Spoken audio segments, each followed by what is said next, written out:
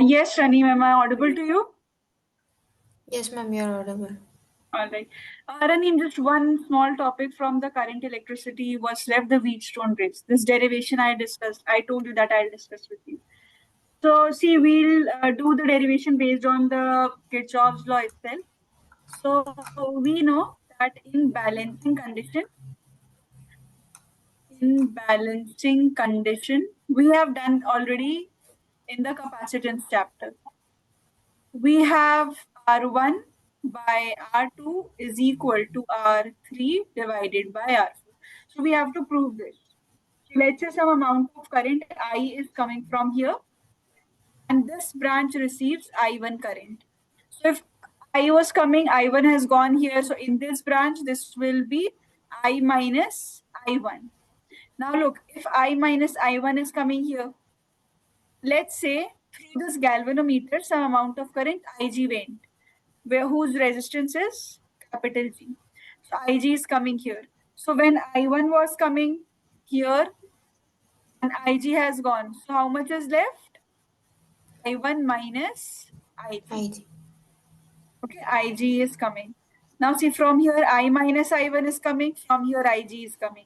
They'll get added here, they'll get added up. So it will be Yes. I minus I1 plus Ig. Now see, from here I1 minus Ig is coming. From here I minus I1 plus Ig is coming. What are we left with? Ig gets cancelled, I1 gets cancelled. We are getting our current I back, means we have done Yes. the distribution correctly. Now let me name this as, let's say this is A, B, C, D. And here in this loop, let me go clockwise. So as we discussed, first we have to do the naming. So this will be in loop A, B, D, A, B, D, A. Now let's start Yes. writing the Kirchhoff's law. From A to B, are we going along the current or opposite? Along. Along. So do we write positive or negative? Negative. Negative. Very good. So this will be minus I1 R1. Now the next is here. We are again going along. Resistance is G, current is Ig. So we'll write minus Ig into G. Now tell me for D2A. We're moving opposite. Yes. So Plus. plus, which is current into resistance. R3 into I minus I1 equal to 0. Now see Rani, for the balancing condition, no, the potential difference becomes 0. And there is no current that flows across this branch of galvanometer. That is the characteristic of Wheatstone bridge. That is how we have this as a Wheatstone bridge circuit, not a normal circuit. So in this condition, the current across the galvanometer, Ig becomes 0. So what we'll do in our equation, wherever we were getting Ig, that will be 0. So what are we left with? Minus I1 R1 plus R3 into I minus I1 I1. equal to 0. Since this is coming on the negative side, I'll shift it here. I'll get I3 I minus I1 equal to I1 into R1. Can I say this is my first equation? Yes. Okay, now let's come to the second. This time, okay, let me take it again clockwise only. So this is loop B, C, D, B. So in loop B, C, D, B. This is the loop. Now I'm again going clockwise only. So, okay, here it is different. From B to C when we are moving, this is along the current, right? So it will be Yes, along. negative. Current is I1 minus I2, resistance is R2. So this becomes minus R2 I1 minus I2. Minus R2 I1 minus IG. Now tell me for C to D.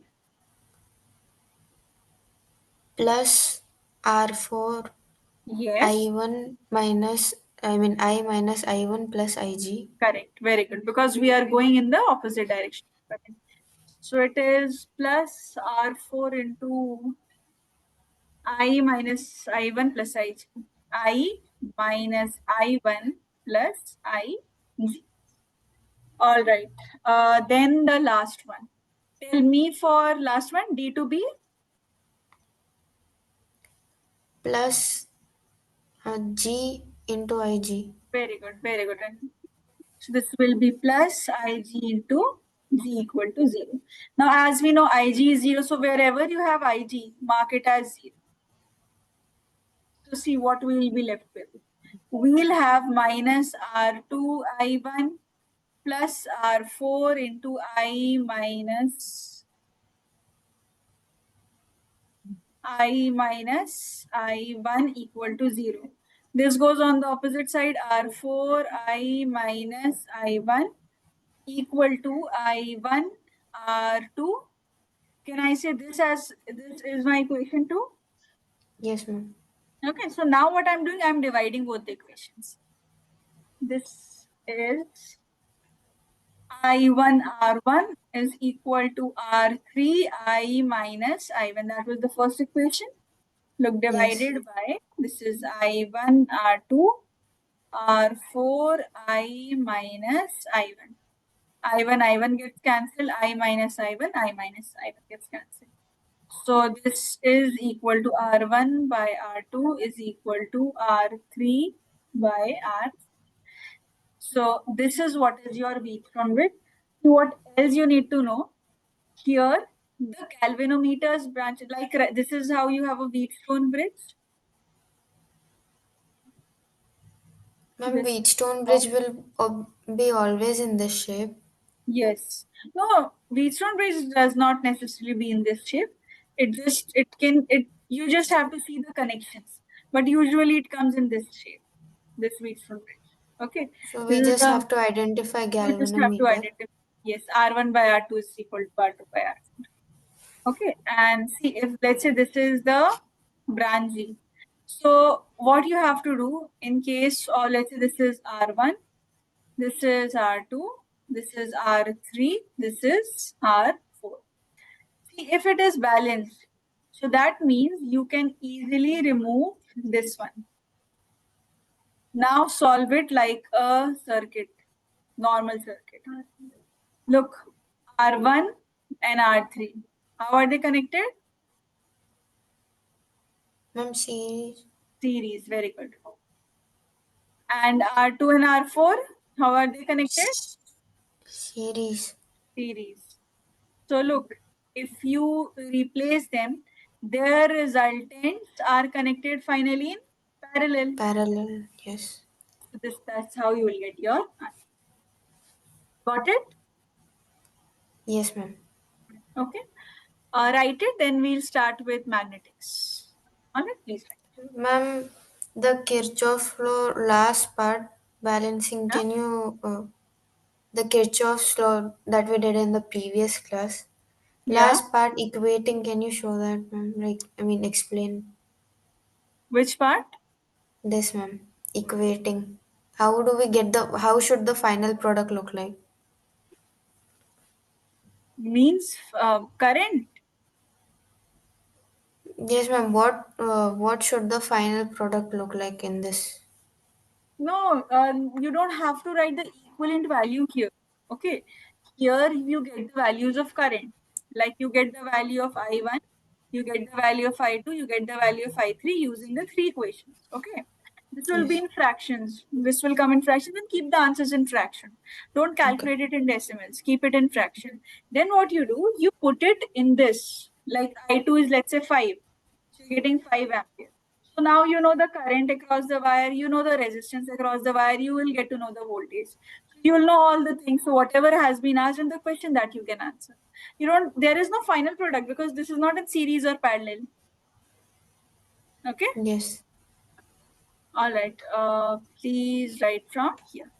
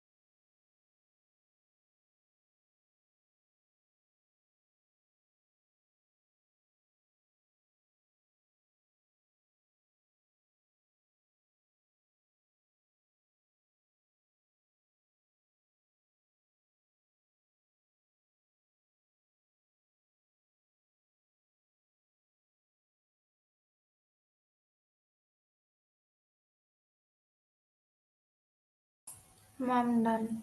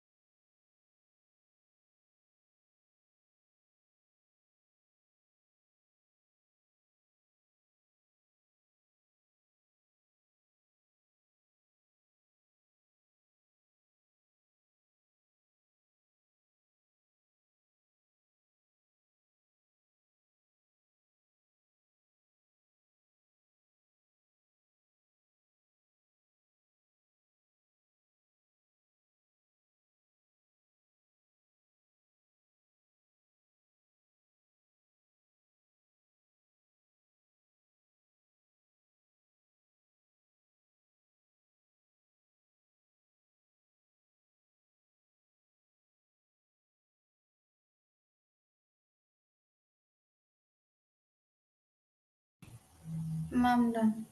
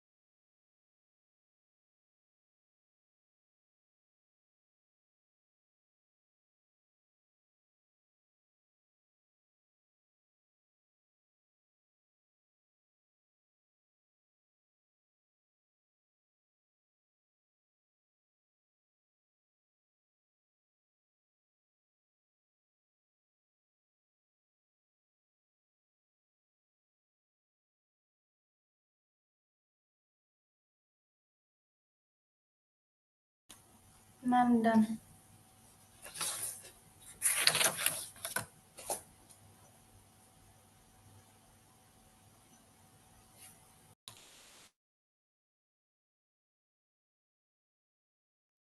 All right, Ranim. So we'll start with the chapter number 4 now, which is moving charges and magnetism. Okay, this is chapter 4,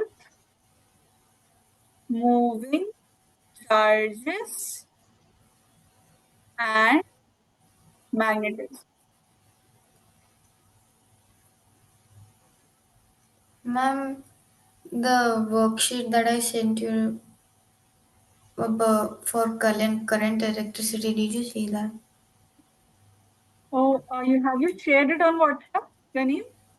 Yes, ma'am. I sent it to the Let me just team. okay. Let me just take it. Okay.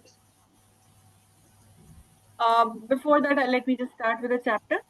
So see, we discussed first in the initial classes about electrostatics. We discussed that when charges are present, charges are existing. The charges are able to exert certain forces, but the charges do Yes. not move. That is what we call as electrostatics, right? Then we saw charges begin to move, and that movement of charges is what is called as the current, electric current. Now see, Yes. when the current is present in a current carrying conductor, means in a wire, it was observed that it was giving rise to magnetic field. So what is this magnetic field? How it can be felt? Let's see that. Basically, let's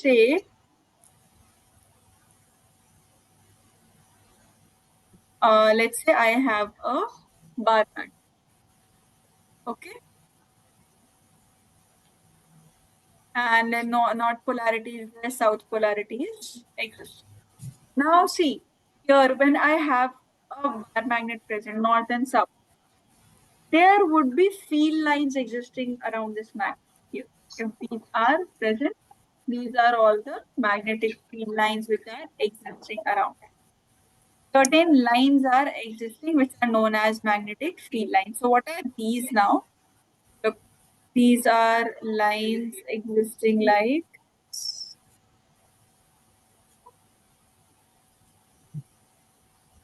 Ma'am, is it similar to electric field? it's exactly similar to electric field. You'll be able to relate most of the things. Now, see, here you just talk about magnets. There we talked about the charges. If I take, let's say, a bar magnet, let's say I have here the north polarity. If I keep it in this region, no, within this region, I'll not be able to experience any forces of attraction or repulsion. Technically, it should repel because north and north would repel each other. So Yes. this should happen, but it won't because there is no presence of magnetic field. But as soon as you step this into the vicinity of the magnetic field of the magnet. Here, an immediate attraction would be experienced by the magnet. Okay, immediate attraction would be experienced. So why? Because there's a space existing around every magnet that gives rise to magnetic properties which can be experienced. So one of these, this is called as the magnetic field, which is just similar to electric field. There we have charges, here we have the. So what's new? Here the symbol is new because magnetic field is not represented by M, it is represented by B with an arrow. What does this arrow indicate? Vector. A vector, very good. It means it's a vector quantity. So you need to again brush up with the vectors. SI unit is Tesla.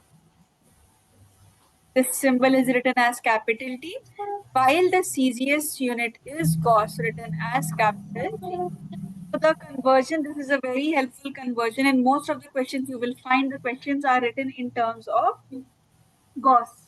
So you need to convert if one Gauss supposedly is given, one Gauss is equal to 10 to the power minus 4 Tesla. So this conversion can always be helpful. Like in electrostatics, we had the SI unit of electric charge as Coulomb.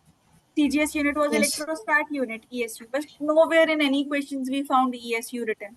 But I'll tell you, Yeah. you'll find Gauss in most of the questions, and questions have come in the board exams which involve Gauss. So this becomes one of the important conversions for us. Okay. Next is okay about the sources of magnetic field. Right till here, Anil. Then let me discuss the sources. Okay.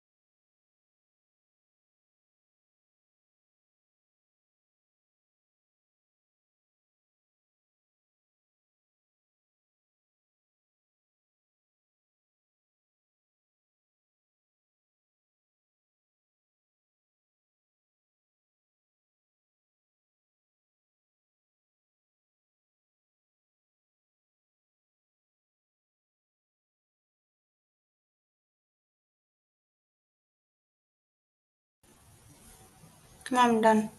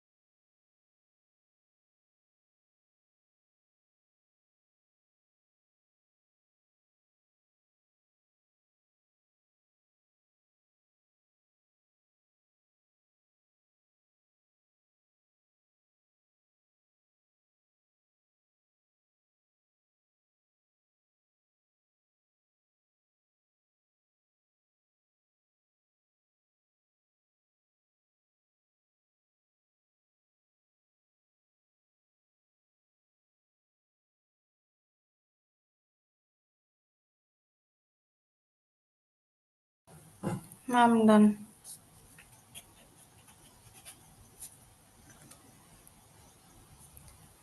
Okay, look, let's discuss the sources of magnetic field. So there are various easy sources of magnetic field. See, Rani, remember structure of atom class 11's chemistry, you must have done how to identify and write all the values of the electronic shell. Like if 4p square is given, so n is 4, l is p, m is like this. Yes. Remember? So in that you had one very small part at the last, that was intrinsic electronic spin. That was this S. Remember, we used to write minus half or plus half. Yes. Yes. So see, when the electron, I'm telling you from the smallest micro level that is possible. See, smallest micro level that is possible is this electronic spin. Means when the electron is spinning, okay, when this electron is spinning, that can also cause the magnetic field. Okay, magnetism. So Yes. one possibility is this. Second is if I have a wire, okay, and it is carrying some current, and at a point, let's say here P, I want to find out what's the magnetic field. So this current carrying wire will also give us the magnetic field at this point. So what is it? What's the second source? Current carrying. I'm not writing wire, I'm writing conductor. Any conductor. Ma'am, current carrying conductor, like it's the point P should be in the magnetic field of that wire. Yeah. Yes. Otherwise it won't give. Right. Then we have see, you have the actual magnets present. You must have seen these dots. So these are the bar magnets. Yes. And in your school, I don't know whether it's there or not. There's a magnet like this, horseshoe magnet. Is it? Yes, What? I've seen it. You've seen it? Horseshoe magnet. In cartoons and all, it is very common, the horseshoe magnet. So these are the actual magnets that are present. They'll definitely produce magnetic field because they are the materials that have the capacity to produce the magnetic. Then we have certain iron. Okay. There are certain iron, let's say you have Fe2O3, you have FeO like this. Because iron is actually a source of, it's a magnetizing substance. So it gets magnetized easily. So this is one source. Another source that is present is you have wire turnings present like this that produce magnetic field. These devices are called as solenoid. And if you join their turnings like this and make it in the form of a circle, that is a toroid. So this is how you have the various things distributed. Now see, regarding the intrinsic electronics fit, this is a part of your chemistry of 11th class, which has already been done and you don't have to go into the details of this. This part I'll be discussing right after this topic. Regarding this, we will definitely do it, but in chapter 5, the next chapter will be Yes. called. And the iron ores and all, this is not a part of your physics. You will study the properties in your chemistry. This again I'll do. There's a topic, Ampere circuit law there. Okay. Now I'll start with this current carrying conductor, and there's a law which gives us, which is known as the Biot-Savart law. So I'll start with that. Is this clear, Aneem? Yes, ma'am. Okay, please write this. Then we'll start with it.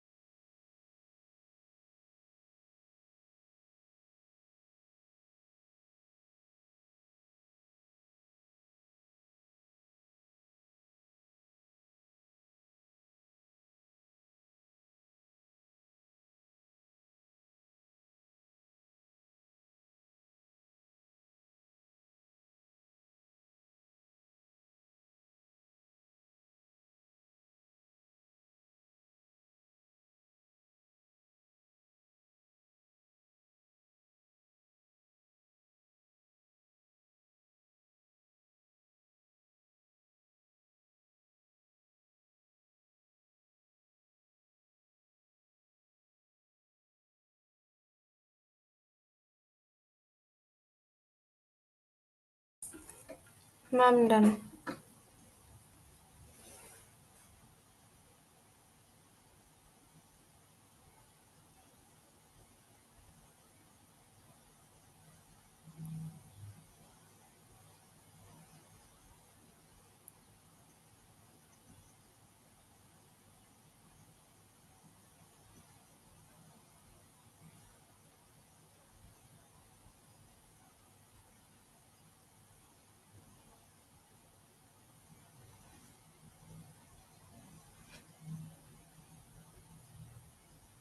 Look, Rani, for the Biot-Savart law, just understand the meanings of the variables, so you'll be able to understand the rest of it. It's very, very easy law. Easier than the Coulomb's law, whatever laws you have studied recently. Very easy to apply. You don't have much details because see, electrostatics you've already studied in so detail. Now magnetics will Yes. not be so difficult. You just have to understand that you were studying about the charges there. Right now you're studying about the magnets. Okay, same story, same concept, just remove few things. Electric field, so magnetic field. We'll do the analog also. Whatever is there in your electrostatics, that is exactly there in your magnetics, that we'll be doing. So let's say we have a wire. This is a wire which is carrying some amount of current, let's say I. Okay. Yes. Now at a point, I am assuming this point here. Let's say this is point P. Okay. And this is separated to this wire by the length R. This I am calling as the position vector. Okay. Now what I'll do, I'll just take a small portion of the wire, a very small length, let's say DL, a very, very small length. Why am I taking this length? So that if I want to integrate for different shapes, I can do that.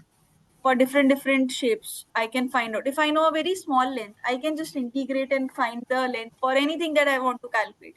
So that's Ma'am, why that DL should be within the vicinity of point P. DL should be a part of the wire. Like if I have this wire and I'm just cutting it and taking a small portion of it. This is the wire. I'm taking just a small portion from this. This is Any what, portion. any portion, but very small length, having a very small length, only this much length, like this. Okay. Yes. And one more variable is there between this DL and this position vector, the angle taken is theta. So I'll write it here. Consider a wire of I current flowing through the wire. DL is the current element. R is the position vector. Theta is the angle between the DL and the position vector. Now, see, Rani, what does this law say? The law says that this magnetic field is directly proportional to three things. First, it is directly proportional to the current flow. Okay, we have already studied that I is the current flowing. Then Yes. it is directly proportional to the DL, which is the current element. This is the current element. Ma'am, isn't DL the small length? Yes. We call this as current element. This isn't current. It's a very bad term that is given a misnomer that can be confusing. It is not current, it is length only. Unit will be meter only. Okay. Yes, ma'am. Then third, directly proportional to sine theta. Fourth one is it is inversely proportional to square of position between the point and the wire. Means we have done this in Coulomb's law, remember? So Yes. this is again one of the laws that follows inverse square rule. This still follows inverse square rule. So now you have three quantities that you know in total in physics, because see, you have to appear for NEET. In NEET, the inverse quantities will not come separately.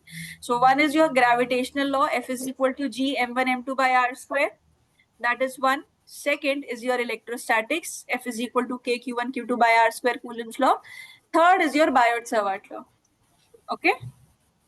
Yes, ma'am. Ma'am, can these proportionality, is it like proven theoretically? No. Experiment. These were done experiment. Okay. You don't have even any derivation for this law. Using this law, we'll derive many other things. For Ma'am, this can law, you you explain how is it proportional? Like, does it have a physical relation with each other? if current is existing, see, magnetic field is directly proportional to current. What is the meaning of this statement, Ravi? Current is increasing, magnetic field increases. Current decreases, magnetic field decreases. That's it. Proportionality means this only. Directly proportional means this. Inversely proportional means this. That radius increases, magnetic field Yes, decreases. ma'am. Think if the radius is very huge, I have a wire here and I want to calculate the magnetic field here, it will be weaker. Whereas if I have a wire and I want to calculate the magnetic field here, the strength will be more.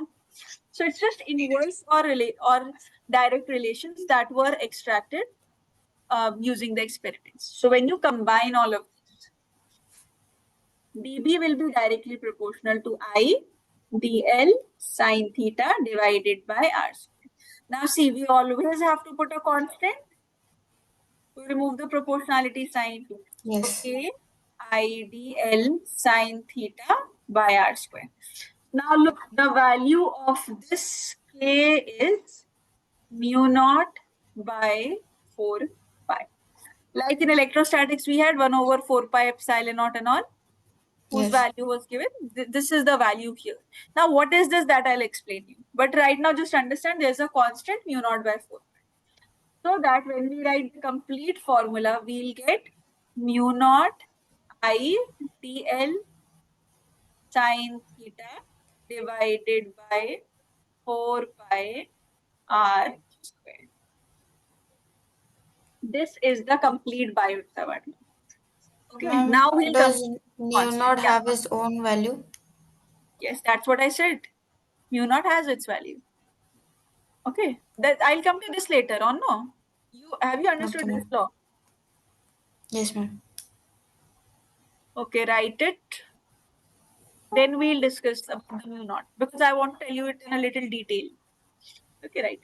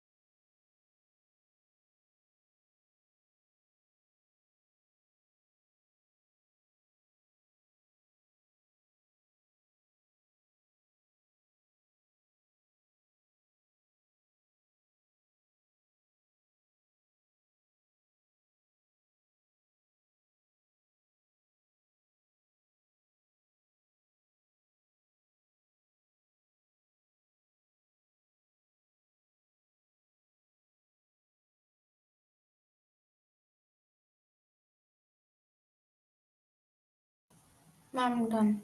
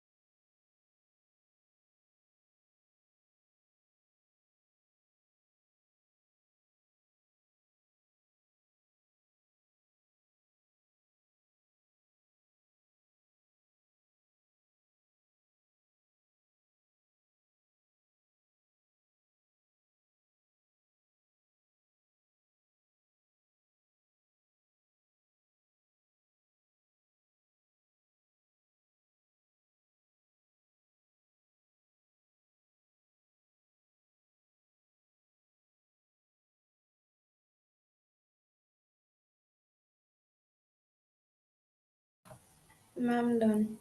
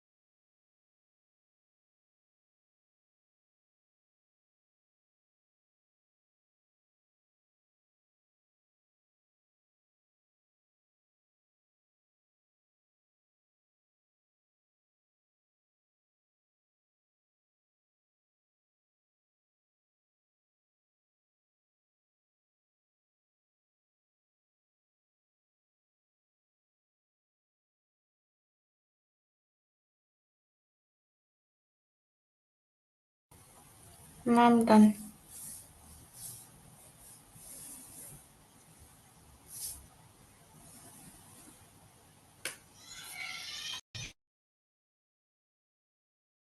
See, Rani, when we have this magnetic field, like in your electric field, magnetic field also changes with the medium.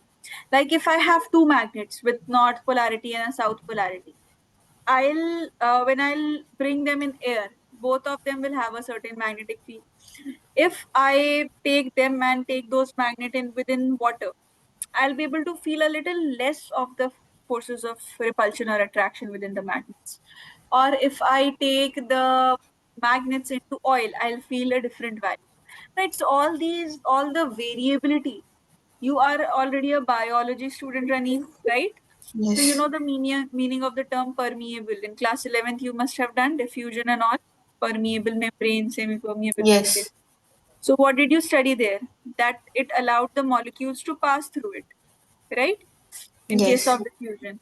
So when we are talking about mu naught, that mu, let's forget mu naught. Let's understand first mu, then come to mu.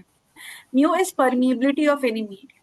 Permeability means allowing something, which we use in different contexts. So here it means it allows the different materials to study different materials of different you can take like oil, you can take glass, you can take air, you have any two materials. Okay, when you have these materials, it allows the magnetic field to change according to these materials.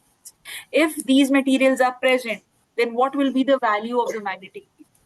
So that permeability means permitting to change through the air. It is allowing the magnetic field to change with respect to different medium. Like we had an epsilon naught permittivity. We studied the same thing. It Yes. allowed electric field. Here it is allowing magnetic field. That's all is the difference. See, usually you don't have much difference between the two chapters in this context from your Biot-Savart law. After this, it will be related. You will be able to relate. So similarly, for you have different values of mu for different materials. You have the value of mu for water, you have the value of mu for air, you have the value of mu for oil, you have the value of mu for copper, like this. So mu naught means Ma'am, permeability of magnetic field. yes, yes, with respect to the medium, to a medium. Yes. Like you relate it with the best example is you can think of diffusion process. 11th class you had the chapter, right? So what did you study? It allowed the molecules to pass through, right? We say Yes. semi-permeable. It allows certain materials to pass through. It means it is permeable, means it is allowing. If it is a non-permeable membrane, when the membrane is non-permeable, it doesn't allow the molecules. Then you need active transport or passive transport, whatever. So here also the same thing. We are talking about magnetic field and we are talking about the medium. Like there it was the molecules with respect to gradient. Here it is just the magnetic field with respect to material. Rest of it you can as it is related. It's very easy, right? Now see, Ma'am, I'll write so it. ma'am, With, permeability of magnetic field with according to the medium. yes, correct. It allows magnetic field to change with respect to the medium. Now see, you just have to remember when we put not, it is always represented for air, free space, air, vacuum and all. So this value of mu naught is equal to 4 pi into 10 to the power minus 7 Tesla meter per ampere. Meter square. Tesla meter per ampere. Okay, this is the value. 4 pi into 10 to the power minus 7. You put this value as it is. So look, in this formula, if I want, I can write this mu naught by 4 pi as 10 to the power minus 7. Yes. So you can use that, okay? Means from here you can write mu naught by 4 pi is equal to 10 to the power minus 7. Okay. Ma'am, but shouldn't it be 1 by 4 pi in that case? Why? Ma'am, mu naught is equals to 4 pi into 10 to power minus 7, right? Mu naught? Mu naught is equal to 4 pi Yes. into 10 to power minus 7. Yes. If I say A into B is equal to C, so A is equal to B by C. Mu naught by 4 pi is 10 to the power minus 7. It is getting multiplied here. It will be divided. What Okay, happens ma'am. here? I thought you're putting 1. No, no, no, no, no, no, no. This is not your 1 over 4 pi something. No, I've just brought this here. That's it. Because see, in the formula, you will most of the times get mu naught by 4 pi. So this you put mu naught as 4 pi into 10 to the power minus 7. 4 pi will be cancelled. So same thing. Okay. Yes, ma'am. Now see, mu naught is for air or free space. For any material, let's say we have the relative permeability, which is mu r, which is mu divided by mu naught. Now look, mu means permeability for any medium, and mu naught is Yes. the air. When medium is with respect to air, we did this relative permittivity. Yes. This is relative permeability. So what you do, see, magnetic field can be written as mu IDL sine theta by 4 pi r square. Now from this formula, you know, mu is equal to mu naught into mu r, Yes. right? You can write magnetic field as mu r mu naught IDL sine theta divided by 4 pi r square is the value of magnetic. Ma'am, so this is final formula or the DB one? No, no, no, this is dB only. This is when you have mu r given. Okay, mu r is given, you use this. Like epsilon r was given. Also, epsilon r was given as 4. So you solve the Yes. question, right? So like that only. And see, this is just a small example from the next chapter. Don't pay much attention into this running. It's just data extracted from the next chapter, upcoming chapter. Mu r's value is important. This is what I wanted to tell through this. Means you will have relative permeabilities values in the next chapter. Ferromagnetic, diamagnetic, these are different kinds of substances, paramagnetic and all. So when we talk about the ferromagnetic substance, their value of relative permeability is greater than 1. Iron is an example of this ferromagnetic substance whose value is almost 1000, and diamagnetic substances are existing whose value is less than 1. So this is just an example. And one more thing before, if it is in vector form, magnetic field is equal to mu naught I dl. This is just a formula, dl cross r. This will be simply dl cross r divided by r cube. Now why is it like this? See, when dl and r get open, it will be this is a cross product. Which component do we use in cross product, Anil? Cos or sine? Ma'am, sine. Sine. So dl sine theta will automatically come. And if it isn't, sorry, 4 pi will also. Okay. If it isn't r cube here, then this r will stay. Right? If it is r cube, then this r will make it square and we'll get the original form. Oh, okay, ma'am. And so that's why this is just a form how to write it in vectors, and this has come in the exam once. Okay, only one time it has come, but it is usually it was there in your CBSE sample paper. Okay, it was. Yes, Is it ma'am. clear till here, Aneem? Yes, ma'am, it's clear. Please write this.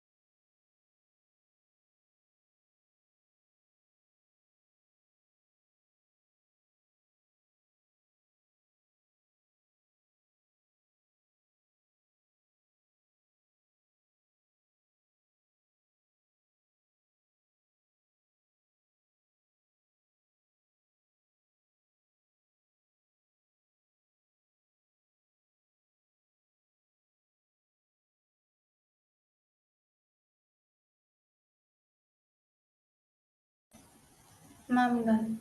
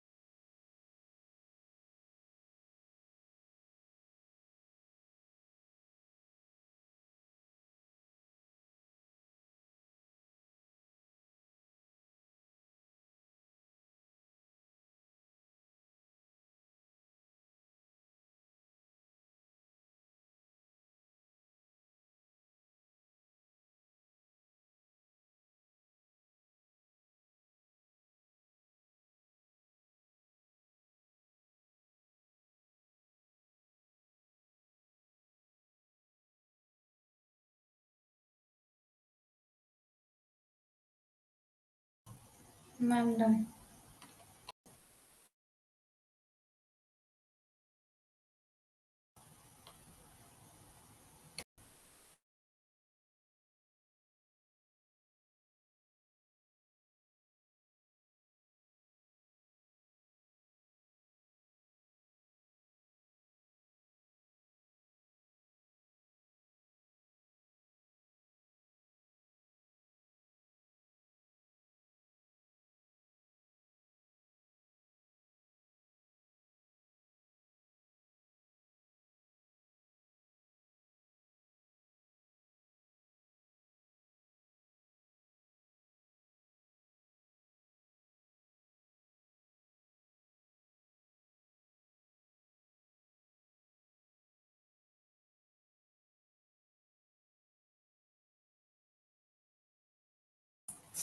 Ma'am, what's that 1n vector form? What, Reneem? Ma'am, what's that 1n vector form? One where? Ma'am, n. Your handwriting